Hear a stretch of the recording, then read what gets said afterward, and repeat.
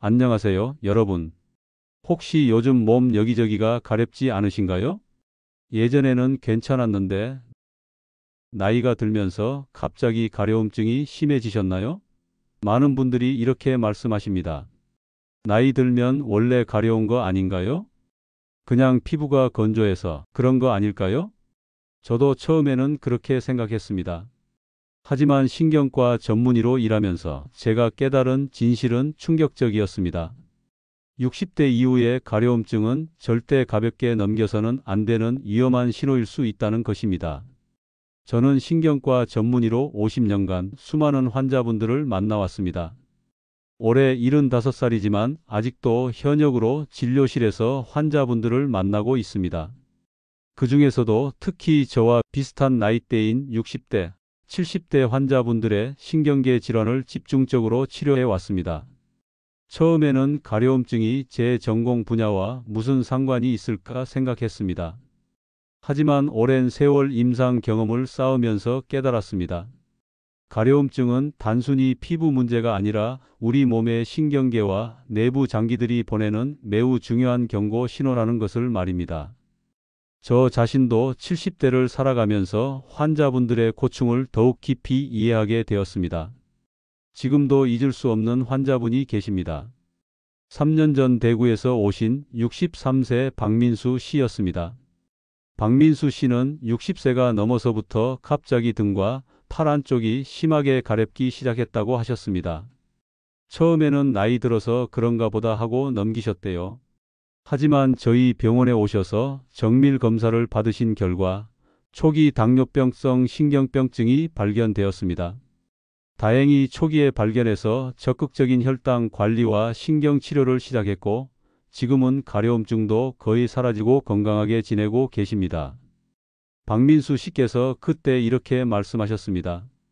선생님, 만약 그냥 가려운 거라고 넘겼다면 지금쯤 어떻게 됐을지 생각만 해도 끔찍합니다. 오늘 제가 여러분께 말씀드릴 내용은 여러분과 여러분 가족의 생명을 구할 수 있는 정보입니다. 60대, 70대 이후 각 나이대별로 어떤 부위의 가려움증이 특히 위험한지, 왜 나이가 들수록 가려움증에 더 주의해야 하는지, 그리고 어떻게 하면 조기에 발견해서 큰 병을 예방할 수 있는지를 자세히 알려드리겠습니다. 이 영상을 끝까지 보시면 여러분은 내 몸이 보내는 위험 신호를 정확하게 알아차릴 수 있게 될 것입니다. 이 소중한 정보를 더 많은 분들과 나누고 싶으시다면 지금 바로 구독 버튼과 좋아요 버튼을 눌러주세요. 그리고 알림 설정까지 해두시면 앞으로도 여러분의 건강을 지키는 데 꼭 필요한 정보들을 가장 먼저 받아보실 수 있습니다. 여러분의 소중한 부모님, 형제 자매들에게도 이 영상을 꼭 공유해 주시기 바랍니다. 작은 관심이 큰 생명을 구할 수 있습니다. 자, 그럼 지금부터 본격적으로 시작하겠습니다. 여러분, 왜 나이가 들면 가려움증이 더 위험해질까요? 이것은 우리 몸의 변화와 관련이 있습니다. 제가 쉽게 설명해 드리겠습니다.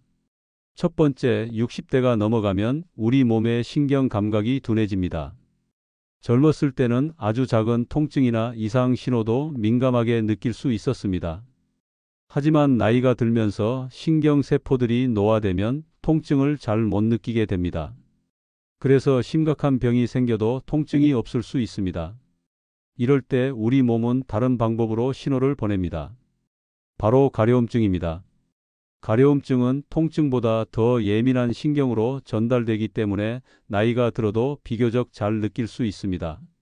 두 번째, 60대 이후에는 여러 장기의 기능이 동시에 떨어지기 시작합니다. 간 기능, 신장 기능, 심장 기능이 모두 서서히 약해집니다. 이것은 자연스러운 노화 과정입니다. 하지만 문제는 이런 장기 기능 저하가 초기에는 뚜렷한 증상이 없다는 것입니다. 혈액 검사 수치가 조금씩 나빠져도 일상생활에서는 느끼지 못합니다. 그런데 가려움증은 이런 장기 기능 저하의 초기 신호로 나타날 수 있습니다. 특히 간과 신장 기능이 떨어질 때 가려움증이 먼저 나타나는 경우가 매우 많습니다. 세 번째, 60대 이후에는 암 발생률이 급격히 증가합니다. 대한민국 암 통계를 보면 60세 이후부터 암 발생률이 기하급수적으로 올라갑니다. 문제는 초기 암은 통증이 거의 없다는 것입니다. 하지만 암세포가 자라면서 분비하는 여러 물질들이 신경을 자극해서 가려움증을 일으킬 수 있습니다. 실제로 이유 없는 만성 가려움증이 있는 60대 이상 환자분들을 정밀 검사했을 때 일반인보다 암 발견율이 3배에서 5배 정도 높다는 연구 결과가 있습니다.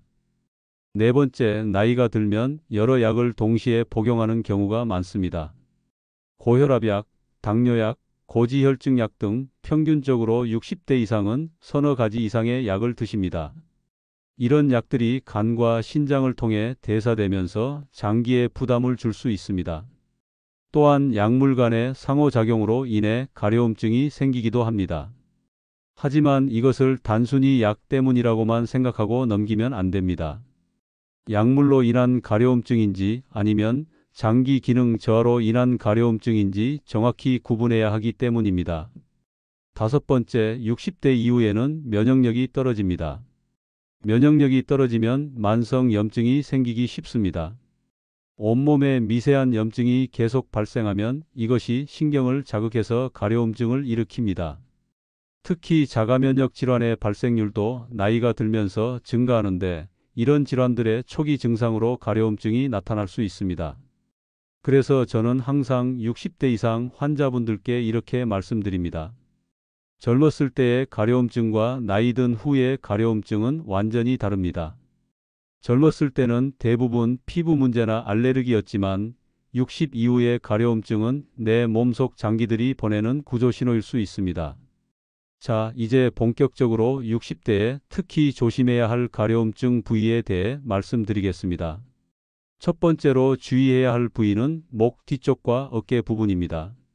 특히 목덜미에서 어깨로 이어지는 부위가 지속적으로 가렵다면 반드시 주의하셔야 합니다. 1년 전 인천에서 오신 65세 이정숙 씨의 사례를 말씀드리겠습니다.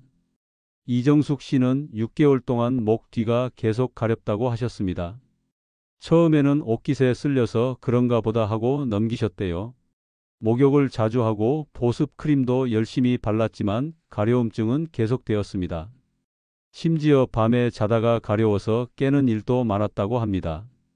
결국 딸의 권유로 저희 병원에 오셔서 검사를 받았는데 결과는 충격적이었습니다. 갑상선 기능 항진증이 발견된 것입니다.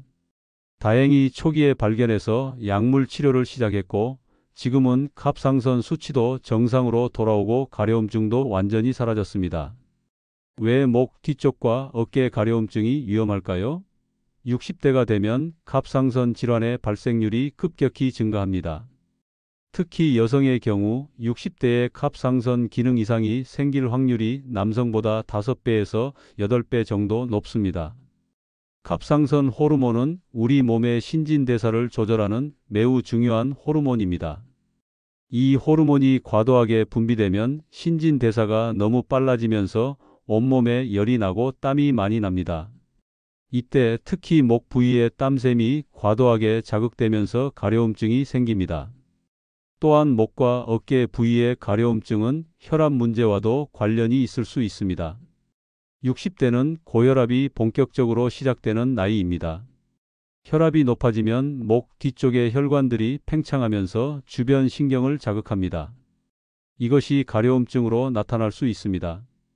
특히 아침에 일어났을 때나 스트레스를 받았을 때 목 뒤가 가렵다면 혈압 문제를 의심해 봐야 합니다. 목과 어깨 가려움증과 함께 나타날 수 있는 다른 증상들도 있습니다. 갑상선 기능 항진증의 경우에는 체중 감소, 심장이 빨리 뛰는 느낌, 손 떨림, 더위를 많이 타는 증상이 함께 나타날 수 있습니다.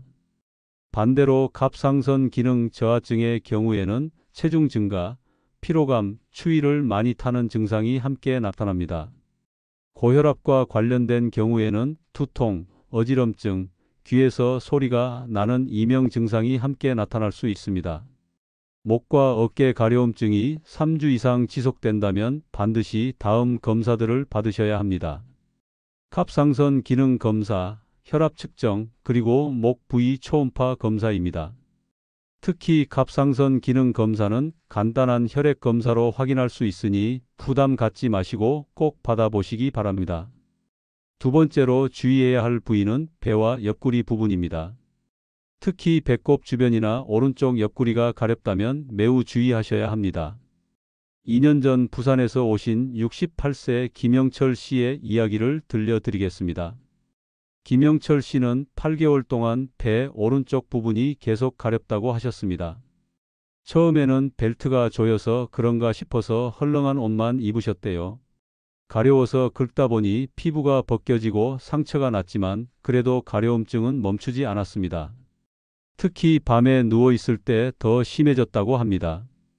아내분의 강력한 권유로 병원에 오셨는데 검사 결과 간 기능 수치가 정상보다 3배 이상 높게 나왔고 초음파 검사에서 간에 지방이 많이 쌓인 지방간이 발견되었습니다. 더 큰 문제는 간 경화의 초기 단계로 진행되고 있었다는 것입니다. 김영철 씨는 그때 이렇게 말씀하셨습니다. 선생님, 저는 술도 안 마시는데 어떻게 간이 나빠질 수 있나요? 실제로 술을 안 마셔도 비만, 당뇨, 고지혈증 같은 대사질환 때문에 간이 나빠질 수 있습니다. 60대가 되면 간 기능이 서서히 떨어지기 시작합니다. 간은 우리 몸의 해독 공장입니다. 우리가 먹는 음식, 약물, 그리고 몸에서 생기는 노폐물들을 모두 간에서 처리합니다. 하지만 60대가 되면 간 세포의 재생 능력이 떨어지고 오랜 세월 동안 쌓인 지방과 독소들이 간을 서서히 망가뜨립니다. 간이 제대로 기능하지 못하면 담즙이라는 물질이 제대로 배출되지 못하고 혈액 속에 쌓입니다.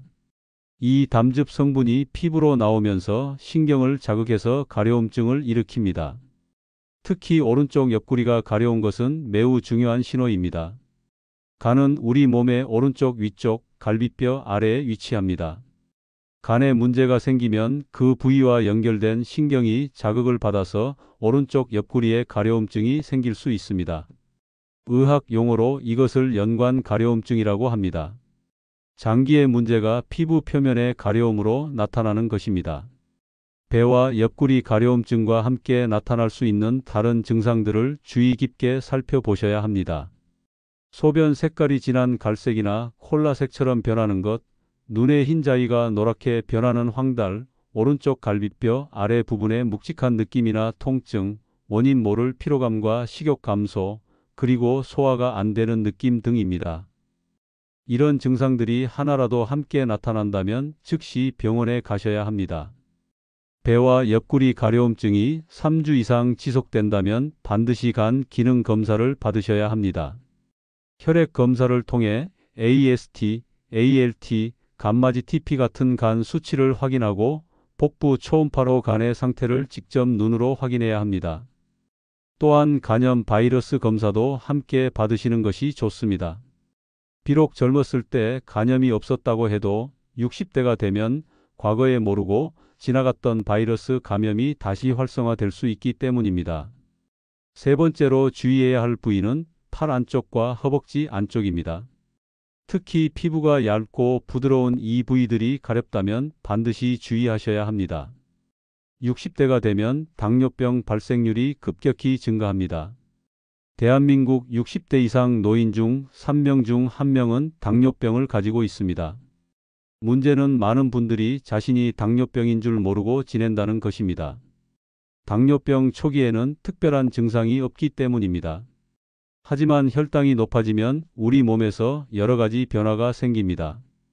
특히 신경이 손상되기 시작합니다. 이것을 당뇨병성 신경병증이라고 합니다. 팔 안쪽과 허벅지 안쪽은 피부가 매우 얇고 신경이 밀집된 부위입니다. 당뇨병으로 인해 신경이 손상되면 이 부위에서 가장 먼저 이상 감각이 나타납니다. 가려움증, 따끔거림, 화끈거림 같은 증상들이 생기는 것입니다. 특히 밤에 증상이 심해지는 것이 특징입니다. 이것은 밤에 우리 몸의 혈당 조절이 더 어렵기 때문입니다. 또한 이 부위의 가려움증은 신장 기능 문제와도 관련이 있을 수 있습니다. 당뇨병이 오래되면 신장도 함께 나빠집니다. 신장이 제대로 기능하지 못하면 몸에서 배출되어야 할 독소들이 혈액 속에 쌓입니다. 이런 독소들이 신경을 자극해서 가려움증을 일으킵니다. 특히 피부가 얇은 팔 안쪽과 허벅지 안쪽에서 더 심하게 느껴집니다. 팔 안쪽과 허벅지 안쪽 가려움증과 함께 나타날 수 있는 다른 증상들을 살펴보셔야 합니다. 갈증이 심해지고 물을 자주 마시게 되는 것, 소변을 자주 보게 되는 것, 특히 밤에 소변 때문에 두세 번 이상 깨는 것, 상처가 잘 낫지 않는 것, 발이 저리거나 시린 느낌, 그리고 원인 모를 체중 감소 등입니다. 이런 증상들이 하나라도 함께 나타난다면 반드시 당뇨 검사를 받으셔야 합니다.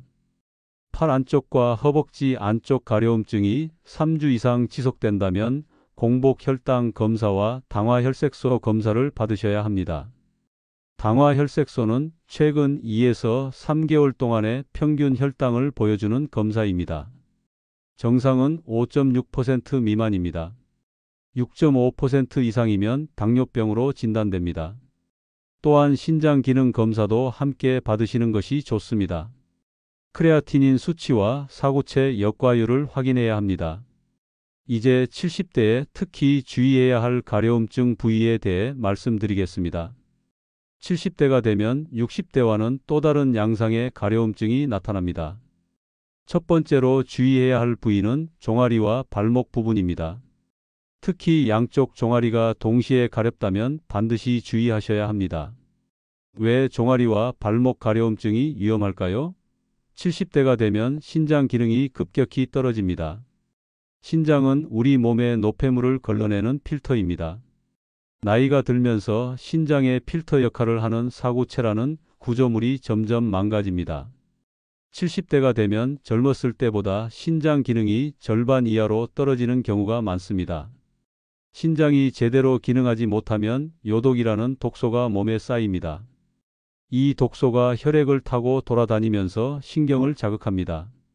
특히 종아리와 발목 부위는 심장에서 가장 멀리 떨어져 있어서 혈액순환이 느립니다. 그래서 독소들이 이 부위에 더 많이 쌓이게 됩니다. 또한 중력 때문에 하루 종일 아래쪽으로 노폐물이 내려가서 저녁이나 밤에 증상이 더 심해집니다. 양쪽 종아리가 동시에 가렵다면 이것은 국소적인 피부 문제가 아니라 전신적인 신장 기능 문제를 의심해야 합니다. 종아리와 발목 가려움증과 함께 나타날 수 있는 다른 증상들을 주의 깊게 살펴보셔야 합니다.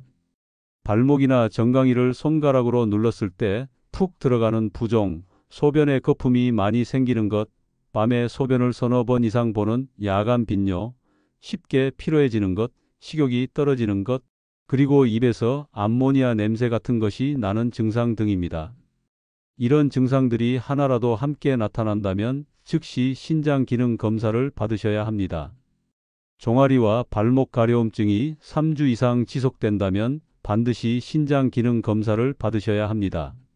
혈액 검사를 통해 크레아티닌과 사구체 역과율을 확인하고 소변 검사를 통해 단백뇨와 혈뇨 여부를 확인해야 합니다.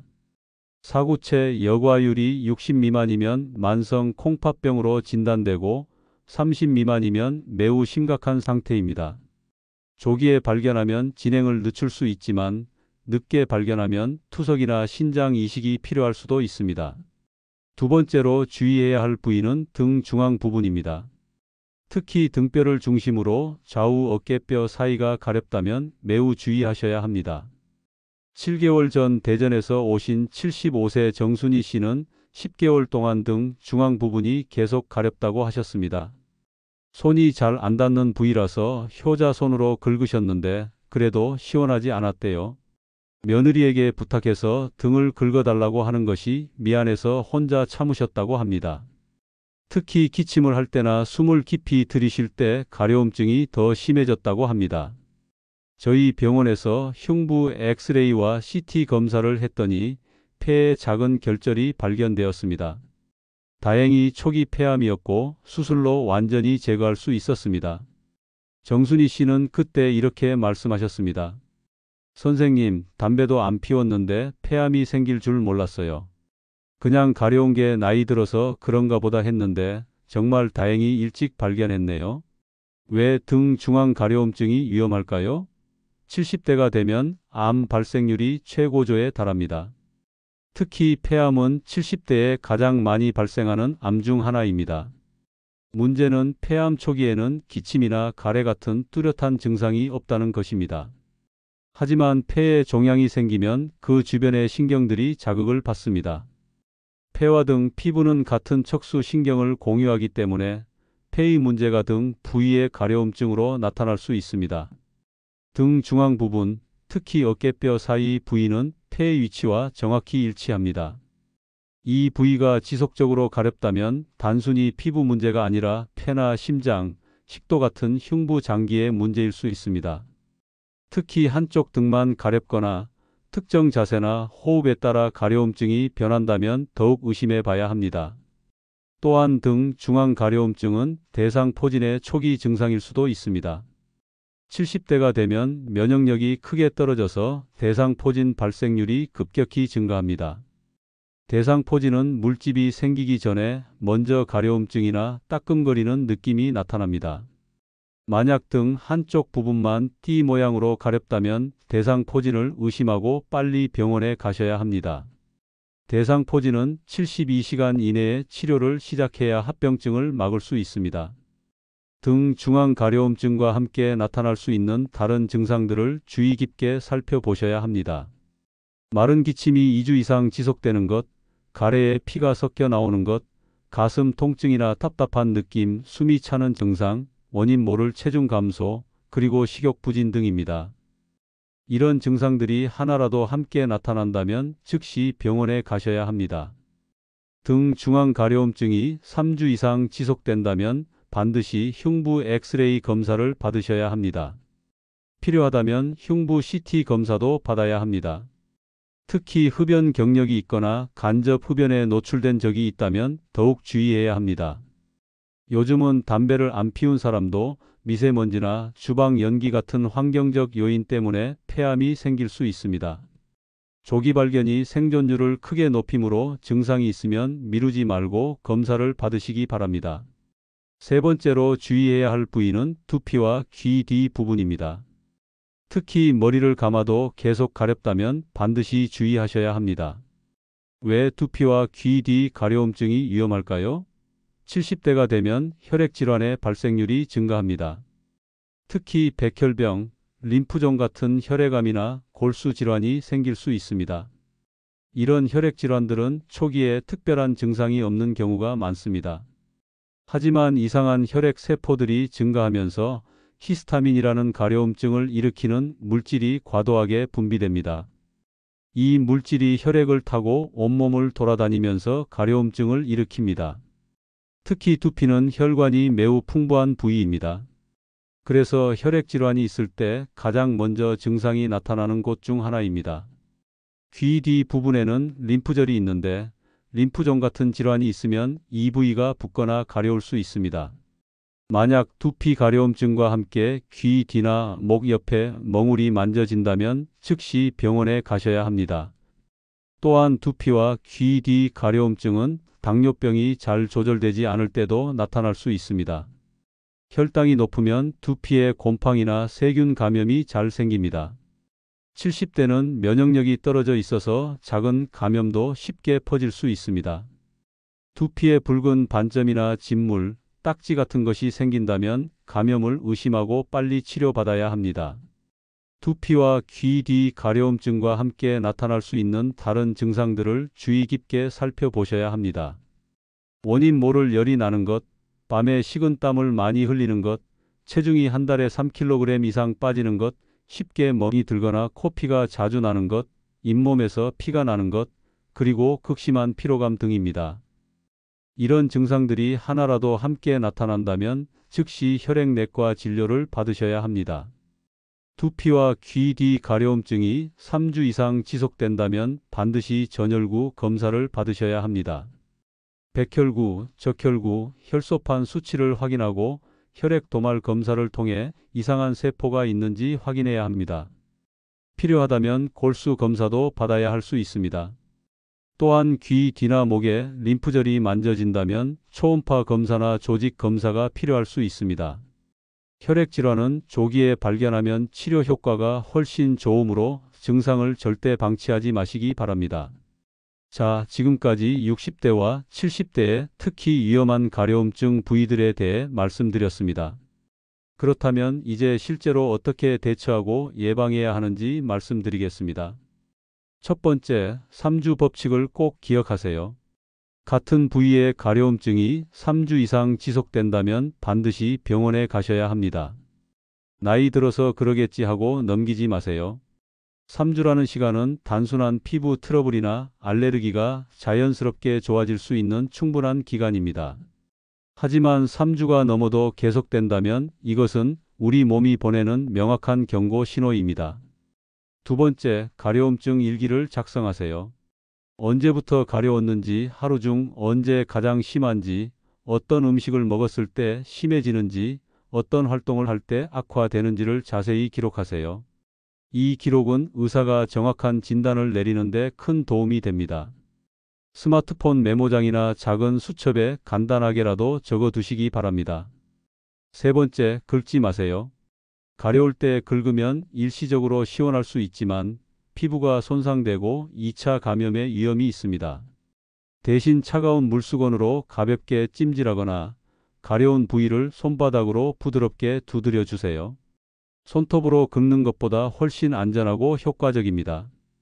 네 번째, 정기적인 건강검진을 받으세요. 60대 이상이라면 1년에 한 번은 기본 혈액 검사와 소변 검사를 받으시기 바랍니다.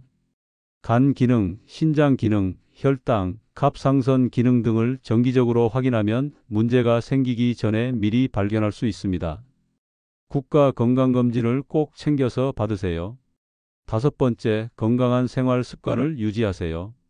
하루에 물 8잔 이상 마시기, 싱겁게 먹기, 과일과 채소 충분히 섭취하기, 매일 30분 이상 걷기, 밤 11시 전에 잠자리에 들기, 그리고 금주와 금연을 실천하세요. 이런 기본적인 생활 습관이 모든 질병을 예방하는 가장 확실한 방법입니다. 여섯 번째, 가족들과 소통하세요. 나이가 들면 혼자 참고 견디는 경우가 많습니다. 하지만 여러분의 증상을 가족들에게 이야기하고 함께 병원에 가는 것이 중요합니다. 가족들이 여러분의 건강을 챙기는데 큰 힘이 됩니다. 여러분, 오늘 제가 말씀드린 내용을 다시 한번 정리해 드리겠습니다. 60대에는 목 뒤쪽과 어깨, 배와 옆구리, 팔 안쪽과 허벅지 안쪽 가려움증을 주의하세요. 이것은 갑상선 질환, 고혈압, 간 질환, 당뇨병의 신호일 수 있습니다. 70대에는 종아리와 발목, 등 중앙 부분, 두피와 귀 뒤 가려움증을 주의하세요. 이것은 신장 질환, 폐암, 혈액 질환의 신호일 수 있습니다. 3주 이상 지속되는 가려움증은 반드시 병원에서 검사를 받으셔야 합니다. 가려움증 일기를 작성하고 긁지 말고 정기검진을 받으세요. 제가 10년간 신경과 전문의로 일하면서 가장 안타까웠던 순간은 환자분들이 그냥 가려운 거라고 생각했어요 하시며 너무 늦게 병원에 오셨을 때였습니다. 반대로 가장 보람찼던 순간은 선생님 덕분에 일찍 발견해서 완치됐어요 하시는 환자분들을 만났을 때였습니다. 여러분의 몸은 거짓말을 하지 않습니다. 가려움증이라는 신호를 보내고 있다면 그것은 분명 이유가 있습니다. 그 신호를 무시하지 마시고 귀 기울여 주세요.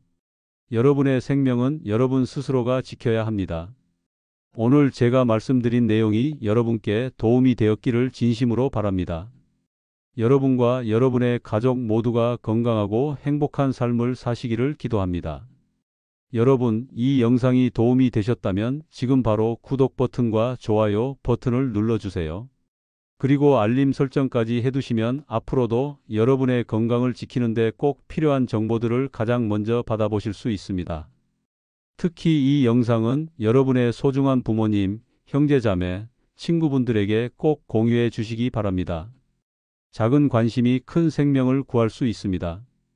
여러분이 사랑하는 사람들에게 이 영상을 보내주세요. 그것이 그분들의 생명을 구하는 선물이 될 수 있습니다. 댓글로 여러분의 경험이나 궁금한 점을 남겨주세요. 제가 하나하나 읽어보고 답변 드리겠습니다. 여러분의 이야기가 다른 분들에게도 큰 도움이 될 수 있습니다. 다음 영상에서는 더욱 유익한 건강 정보로 찾아뵙겠습니다. 항상 건강하시고 행복하세요. 감사합니다.